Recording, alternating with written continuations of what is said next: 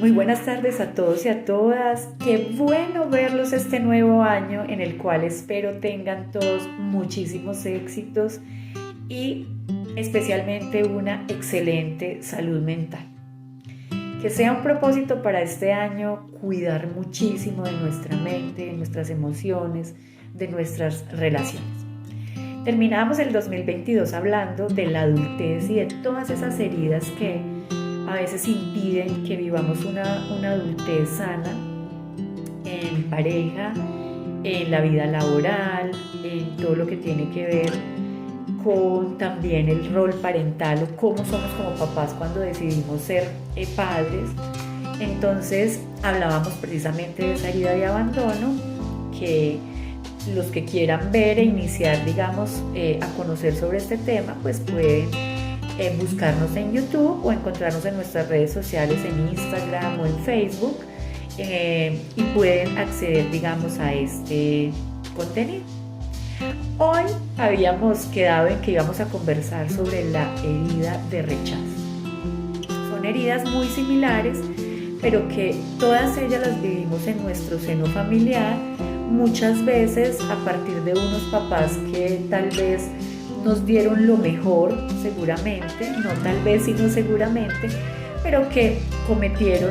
digamos, algunos errores, o ya cuando hay unas situaciones muy marcadas de violencia, de abandono y de rechazo, pues se van generando estas heridas que se van manifestando en la vida adulta.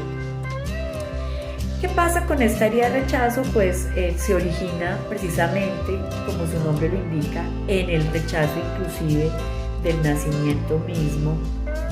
en el rechazo inclusive de esa gestación, de ese embarazo, en ese rechazo constante del nacimiento, ¿sí? O cuando ya se nace, pues hay un rechazo constante a lo que es el niño, la niña, entonces hay unas comparaciones que son constantes, que son frecuentes, o hay un rechazo muy sutil, cuando por ejemplo hay preferencias o se prefiere a un hermano o al otro o inclusive a otros miembros de la familia, o cuando las comparaciones son muy marcadas, entonces empieza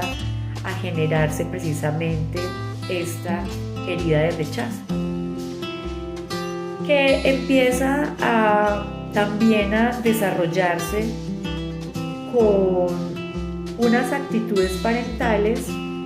que siempre como que nos llevan a sentir o a percibir que no se sienten bien con nosotros. Bueno, entonces se sigue gestando cuando sentimos que no somos útiles, ¿sí? Cuando de repente en las actividades del hogar o en ciertas decisiones, el niño o inclusive el adolescente, o cuando éramos niños o adolescentes, empezamos a sentir que nuestra opinión no es importante, que no nos incluyen en muchos planes o en muchas decisiones que se toman en el hogar. Empezamos a sentir que no es útil esa opinión o eso que nosotros tenemos para opinar o para decidir, y se empieza a generar esa herida de rechazo. Las constantes digamos, críticas frente a lo que el niño es, frente a lo que no es, frente a lo que gusta o a lo que disgusta a sus padres o a las personas que lo cuidan,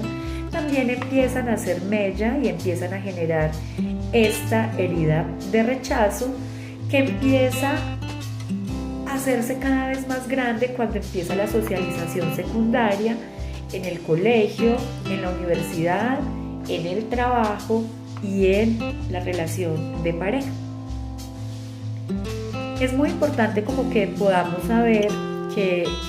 cuando tenemos una herida de rechazo, cuando somos adultos hacemos todo lo posible para que no nos rechacen. Pero paradójicamente estamos rechazando muchas cosas nuestras, de nuestra forma de ser o de nuestra forma de pensar o de nuestra forma de expresarnos. No nos sentimos cómodos e inconscientemente o muy sutilmente, muy calladamente nos rechazamos, no nos gustamos, pero a la vez también buscamos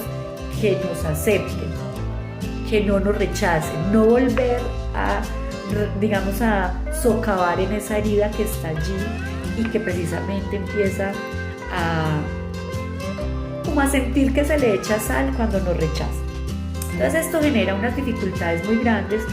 en el ámbito de pareja, en el ámbito laboral, porque al temerle al rechazo se empiezan a aceptar situaciones que no nos gustan,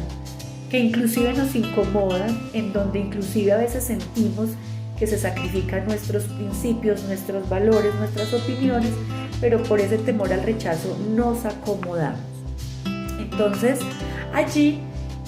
nos da mucho miedo opinar, nos da mucho miedo ser como somos, buscamos todo el tiempo compararnos y cuando nos comparamos pues no salimos como muy bien librados de esa propia comparación que nosotros hacemos. O porque esto sucede a todo nivel, sucede pues en el contexto laboral, en el contexto de pareja y en el contexto inclusive parental. Eso también empezamos a replicarlo y cuando tenemos heridas de rechazo, entramos también a rechazar a nuestros hijos. Hablábamos entonces de la acomodación que tenemos a cualquier situación que no nos guste, pero por miedo a ese rechazo, pues entonces seguimos allí con tal de no recibir esa herida, pero que inconscientemente, viene de un rechazo que sentimos muy en el fondo. Constantemente nos comparamos, las personas que tienen esa herida de rechazo se comparan todo el tiempo están tratando de ver quién tiene más, quién es más inteligente, bonito, bello, para sentirse mal y salir perdiendo en esa comparación que se hace, porque en esa comparación nunca las personas van a salir ganadoras porque están haciendo la comparación precisamente desde esa herida de rechazo. Cuesta mucho pedir ayuda, porque como se aprendió que el patrón era el rechazo, pues obviamente al pedir ayuda, pues se puede creer que es un signo de debilidad y es un signo o un síntoma en el que pues finalmente se va a terminar siendo rechazado. Entonces se teme mucho en pedir ayuda, se teme mucho expresar las emociones, lo que se siente, por temor precisamente a mostrar esa debilidad que todos los humanos tenemos y que hace parte de la naturaleza humana para no ser rechazados. Inclusive se puede llegar a cometer una cantidad de acciones heroicas, pero que pueden resultar muy peligrosas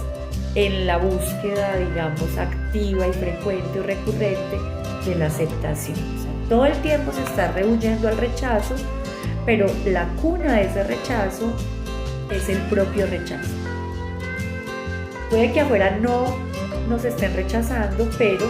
lo sentimos como si así fuera, porque ese rechazo viene de adentro. Siendo papás, pues también esto, ¿qué sucede? Pues son los típicos papás que tampoco permiten que sus hijos opinen, son personas absolutamente rígidas en la crianza, en el trabajo son personas muy solitarias, pero que también les cuesta delegar, les cuesta pedir ayuda,